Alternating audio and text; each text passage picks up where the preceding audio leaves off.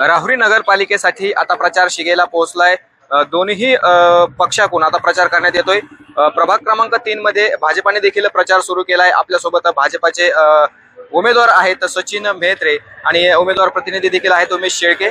काय सांगाल की आता आपण या निवडणुकीला सामोरे जात आहात, कुठले प्रश्न घेऊन आपण या निवडणुकीला सामोरे जात आहात? प्रथमतः शिवाजीराव माजी आमदार शिवाजीराव कर्डिले यांच्या स्मृतीस अभिवादन करून त्यांनी जो आमच्यावर विश्वास ठेवलाय आणि त्यांनी आम्हाला जे पाठबळ दिलंय त्या आधारे आम्ही सर्वसामान्य नागरिकांच्या समस्या, ज्या मूलभूत गरजा समजू की रस्ते, पाणी, लाईट आणि त्याच्यात केंद्र सरकार भाजपचं आहे आणि राज्यात पण भाजपचं आहे।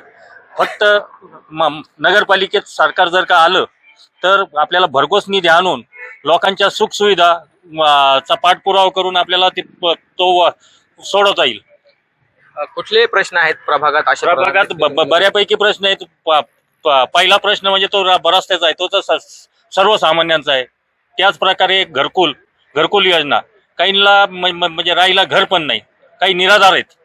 तर त्यामुळे अशा लोकांसाठी आम्ही योग्य तो निधी आणून प्रत्येकाला कसं घर देता येईल घरकुल मार्फत तो पाठपुरावा करू। आता प्रचार करतायत, कुठला असा मुद्दा आहे प्रचाराचा की त्या विषयावर तुम्ही प्रचार करताय? लोकांच्या बऱ्याच समस्या आहेत, आरोग्य सुविधा आहेत। तशा म्हटलं तर राहुरीत कुठल्याही आरोग्य सुविधा, प्राथमिक आरोग्य सुविधा नाहीत। सगळ्या म्हणजे जनतेला माहिती आहे की ग्रामीण रुग्णालय आज ते आता पूर्ण होण्यास सुरुवात झालेली आहे। सर्वसामान्य लोकांना जायचं म्हटलं तर नगरला जावं लागतं।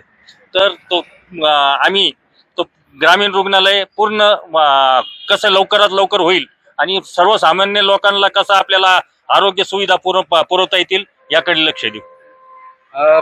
काय विजन असणार आहे तुमच्या प्रभागामध्ये निवडून आल्यानंतर, नगरसेवक झाल्यानंतर? प्रभाग क्रमांक 3 मध्ये पहिला प्रश्न आमचा रस्त्याचा प्रामुख्याने पहिला सोडवला जाणार आहे। बऱ्याच दिवसापासून आमच्याकडे रस्ता झालेला नाही, त्याला आम्ही पहिलं प्राधान्य देणार आहे। दुसरी गोष्ट, ड्रेनेजची व्यवस्था, वाड्या वस्त्यावर बऱ्याचशा ठिकाणी ड्रेनेजची व्यवस्था नाही, ती ड्रेनेजची व्यवस्थाही आम्ही करणार आहे। तिसरी गोष्ट, आमची घरकुलं आमच्याकडे कुठल्याही प्रकारचे 2-4 ठिकाणी घरकुलं झाले असतील तर ते घरकुलाची आम्ही सगळीकडे त्याचा अभियान राबवणार आहे।